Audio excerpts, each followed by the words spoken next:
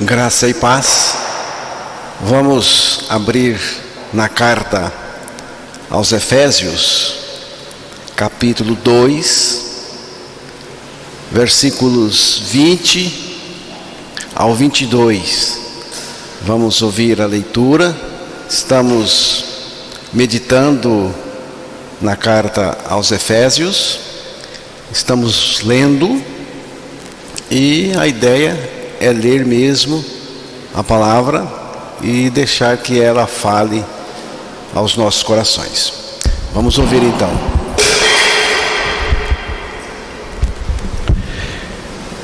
Edificados sobre o fundamento dos apóstolos e profetas, segundo ele mesmo, Cristo Jesus, a pedra angular, no qual todo edifício bem ajustado cresce para santuário dedicado ao Senhor, no qual também vós juntamente estáis sendo edificados para a habitação de Deus no Espírito.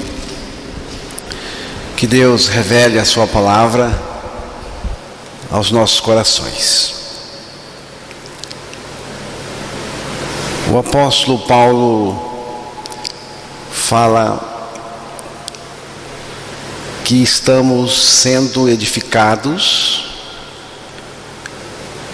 para a habitação de Deus em espírito, no espírito. Ele fala de uma construção, e Jesus é o padrão alinhador e esquemático dessa construção, porque a construção que ele está falando aí é a igreja, é a edificação da igreja, e Cristo é a pedra de esquina, a pedra de comando, onde o edifício, que é a igreja, vai se encaixar. Jesus é a pedra segura, a pedra que dá solidez, que sustenta. É Ele que está sustentando tudo. Ele é a pedra fundamental. Cristo suporta tudo.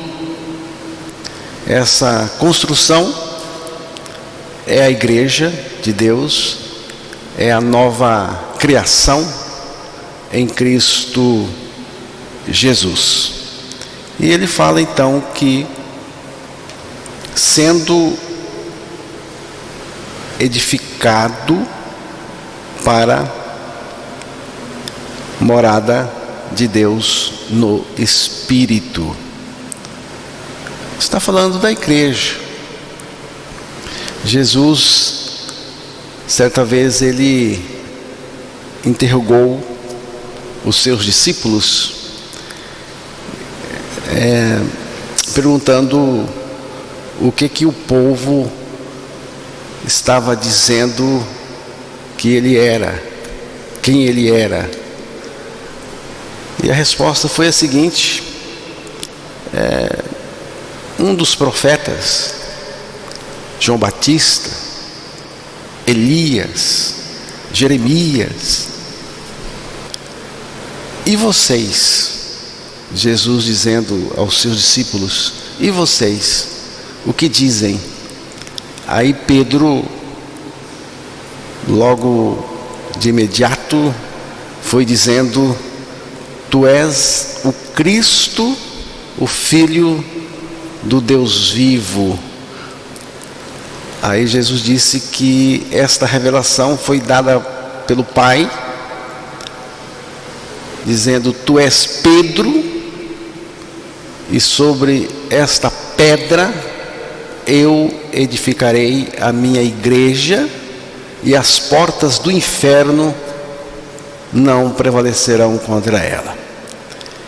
Pedro tem a ver com pedra, mas esta pedra onde ele iria edificar a sua igreja é ele mesmo, porque ele é a pedra fundamental onde a igreja está edificada.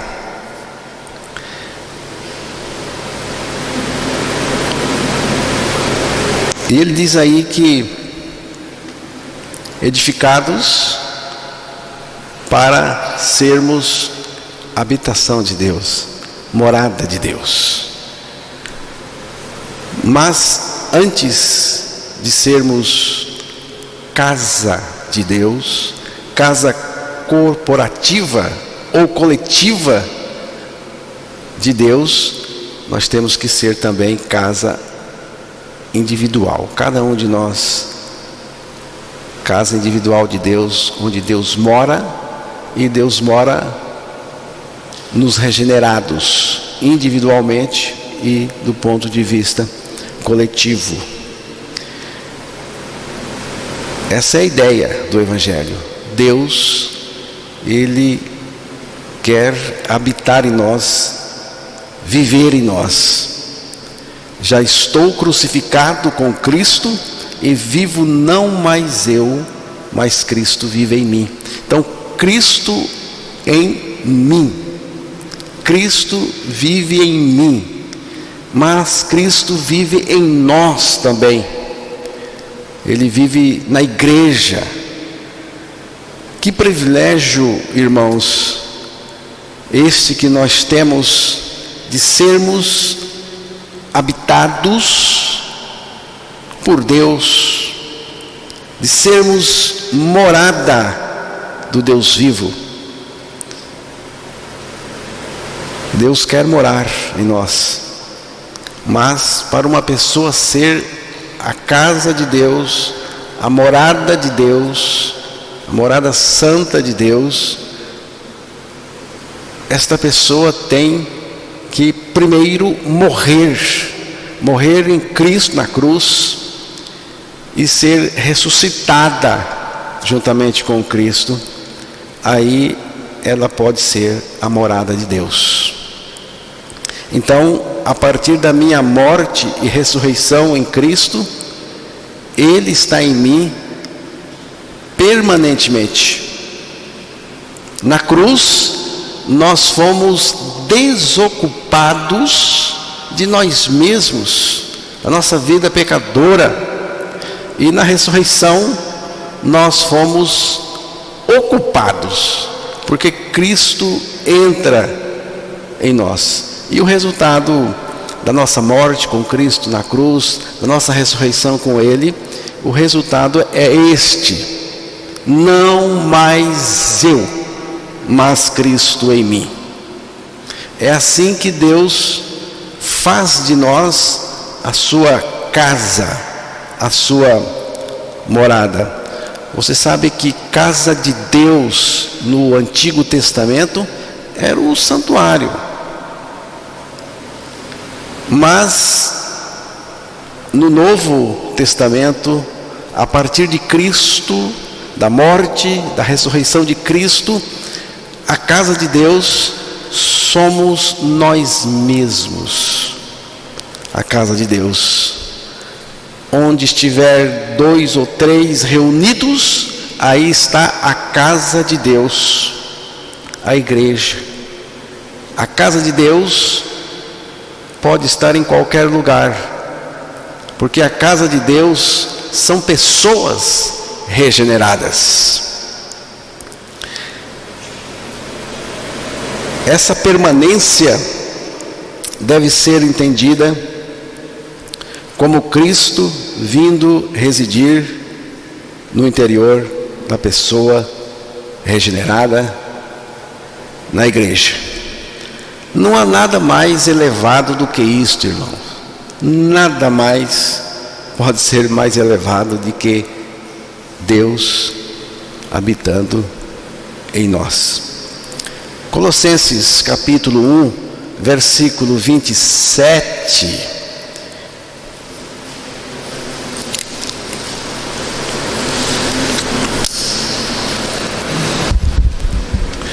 Aos quais Deus quis dar a conhecer qual seja a riqueza da glória desse mistério entre os gentios, isto é, Cristo em vós, a esperança da glória. Cristo em vós, Cristo em vós. Colossenses 3, verso 4. Quando Cristo, que é a nossa vida, se manifestar, então vós também sereis manifestados com Ele em glória. Quando Cristo, que é a nossa vida. O importante é saber que Cristo é. Não é que Ele vai ser um dia.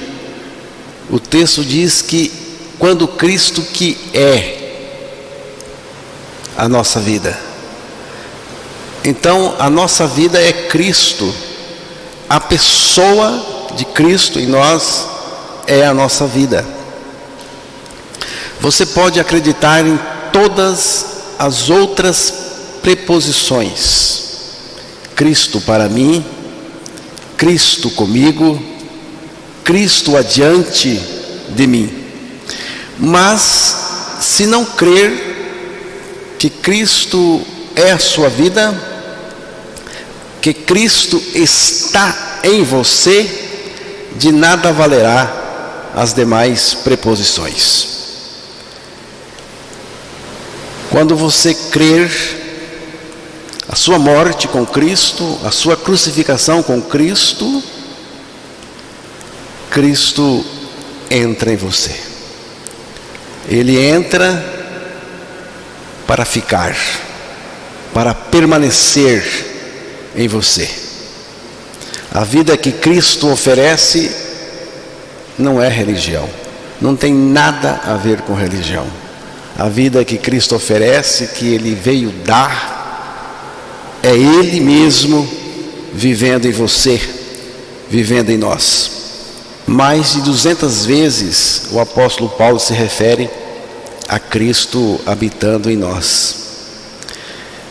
Cristo em nós, Cristo em mim, Cristo em você. Não perca essa verdade. Você não pode perder. Nenhuma religião ou filosofia consegue oferecer isso para você. Nenhuma.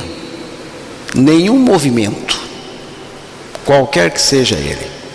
Só Cristo tem isso para oferecer às pessoas.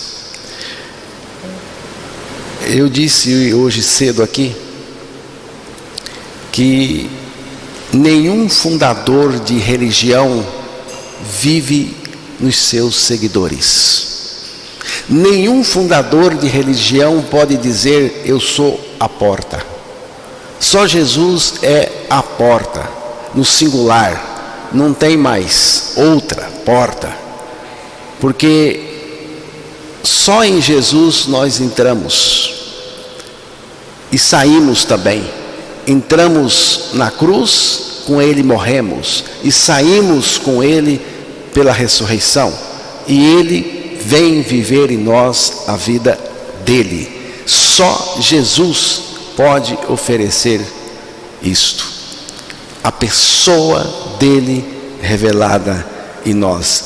Ele mesmo colocou essa situação quando disse: se alguém me ama, guardará a minha palavra, meu Pai o amará, nós viremos a ele e faremos nele morada. João capítulo 14, o versículo 23. Então, irmãos, Cristo se humaniza, vai para uma cruz, me atrai a si, morre por mim, me faz morrer com Ele para o pecado.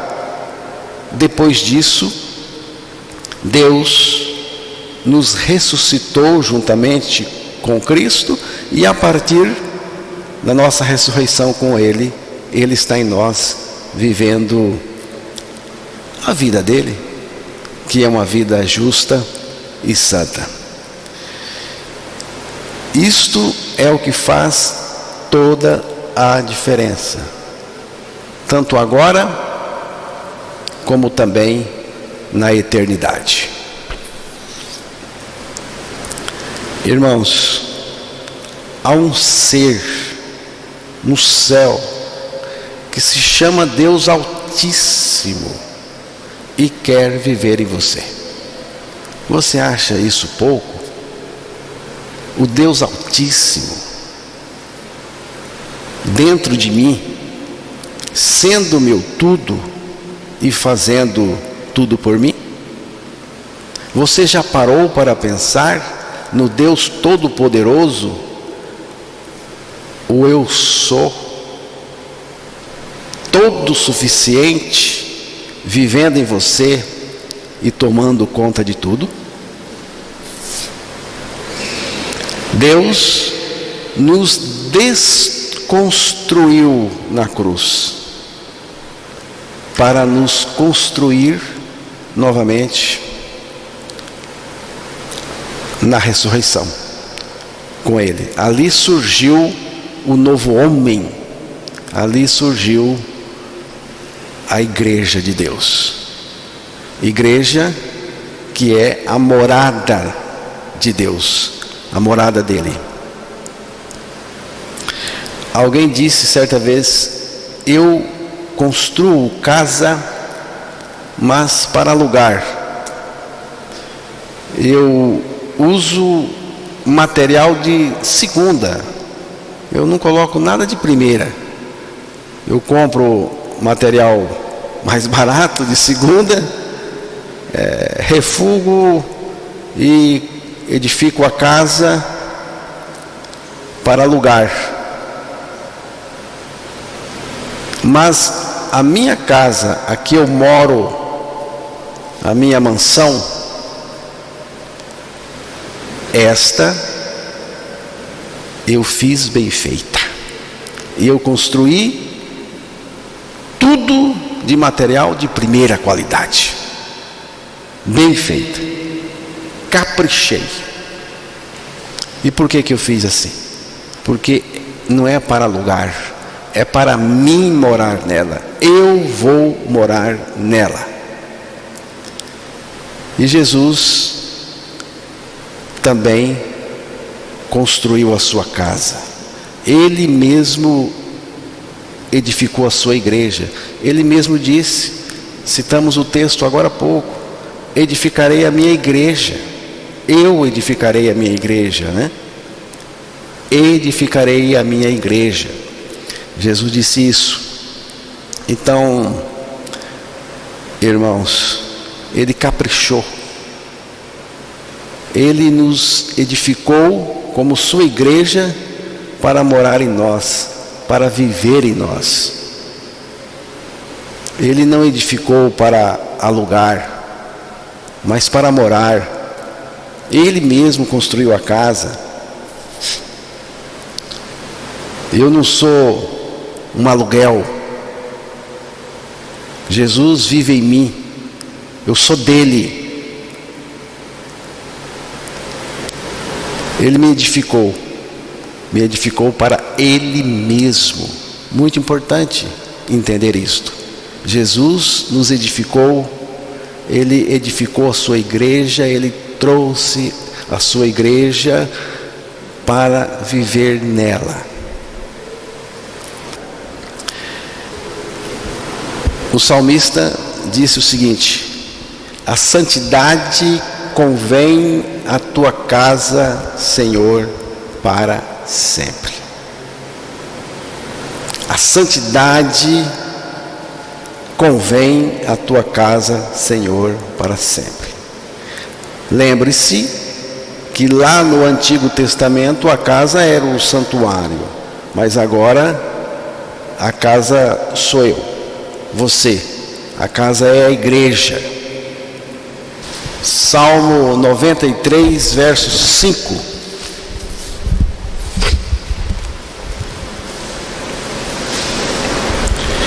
Fidelíssimos são os teus testemunhos, à tua casa convém a santidade, Senhor, para todo sempre. A santidade convém à tua casa, Senhor, para sempre. No Antigo Testamento, a casa era o santuário. Agora, a casa somos nós, a igreja. E aqui ele está dizendo: a santidade convém à tua casa. Por quê, irmãos? Porque ele mora nesta casa. Ele mora. E a presença do Senhor santifica tudo. Então, santidade convém à tua casa. Agora, eu não tenho que me fazer santo para Ele morar em mim. Não pense assim. Não é você tentando se fazer santo para que Deus habite em você. Não é. É Ele mesmo que me fez santo. É Ele mesmo que nos faz santo para viver em nós, habitar em nós. Deus nos edificou para Ele. Ele chamou de edifício santo. Por que santo? Porque foi um edifício edificado por Deus para Ele morar. É santo porque foi Deus que fez. E é santo porque Deus mora aí. Não foi feito para ficar vazio. Cristo me ocupa. Ele vive em mim. O cristão nascido de novo está cheio, irmãos, cheio, preenchido de Cristo. Todavia, pode ter mais de Cristo a cada momento, porque Cristo é inesgotável. A casa é dele. Quem manda na casa? Na sua casa. Quem manda lá? Você. Quem paga as contas da tua casa?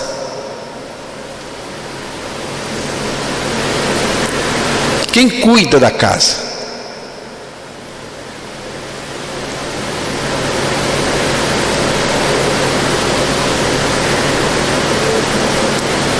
Quem paga as contas da casa é você. A casa é sua. Quem cuida da casa é você. A casa é sua. E você acha que Deus não vai cuidar da casa dele? Você acha? Ele vai. E vai cuidar muito bem.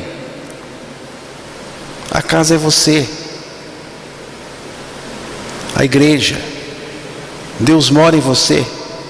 Deus mora na igreja. Mas igreja são vocês que estão reunidos aqui. Ele é o dono dessa casa. Ele cuida de tudo, começando com a santidade dessa casa, porque é onde Ele mora. Por isso Ele disse: santidade convém todo dia, todo momento, para sempre. Deus não mora em santuários, prédios construídos por homens. Pelo contrário, Deus mora em homens regenerados por Ele.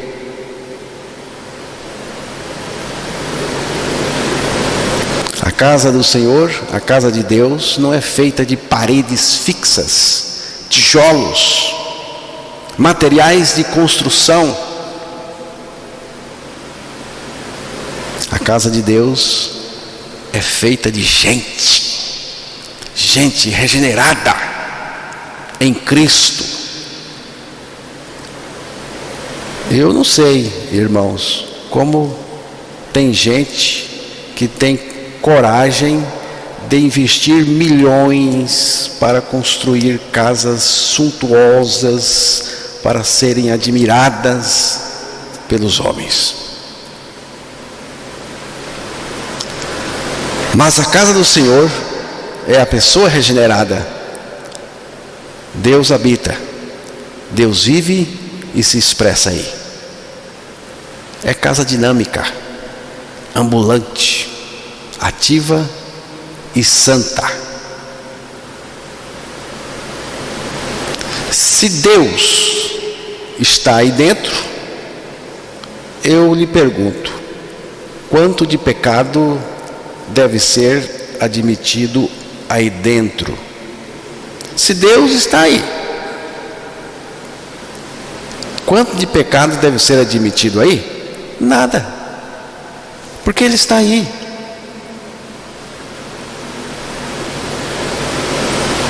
Salmo 68, verso 5.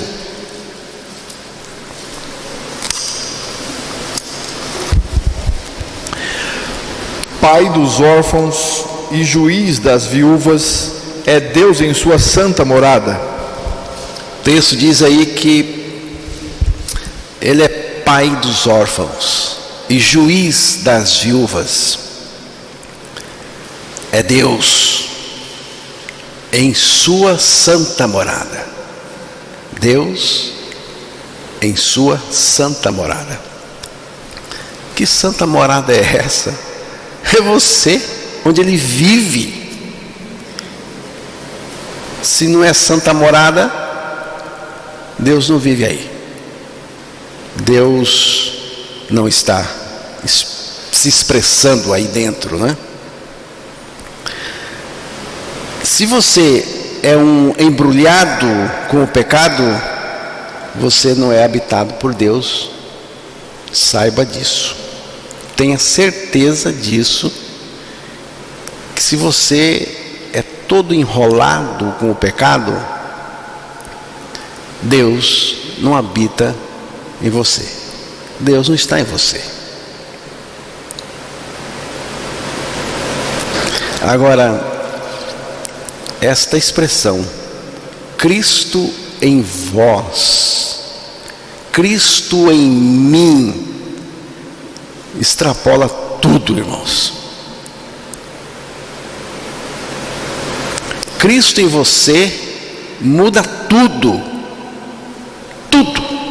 Se Cristo está dentro de você, muda tudo.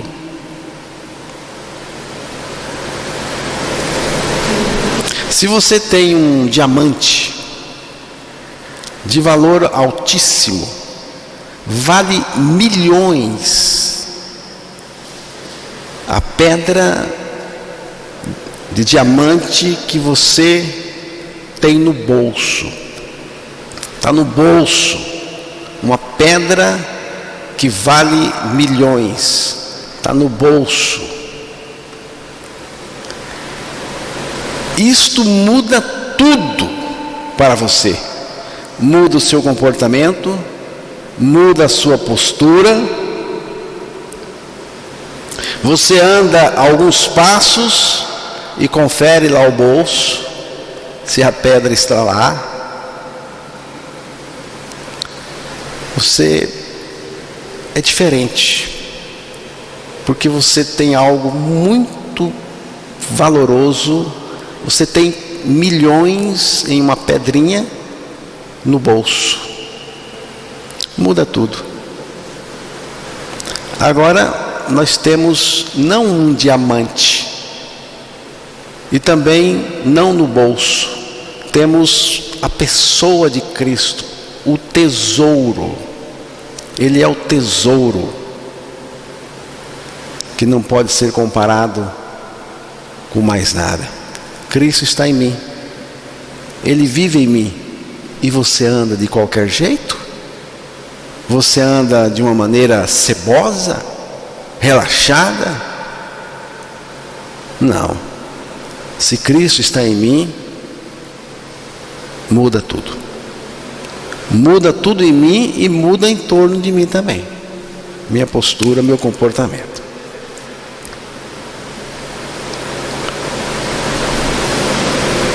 Agora, se não muda nada, é porque ele não está em você. Mas tem um detalhe importante, irmãos, que não podemos esquecer. Não pode ser esquecido. Cristo só vai viver em você se você antes morreu com Ele na cruz e morreu para o pecado. Porque Cristo não vai viver com pecado em você. Cristo não vive sobreposto ao seu eu, ao homem velho. Há um impasse, mas Deus tem a solução perfeita. Qual? A tua crucificação, para te levar à seguinte condição: não mais eu, mas Cristo em mim. É assim que é, e não adianta insistir de outra maneira. É uma realidade espiritual que precisamos crer.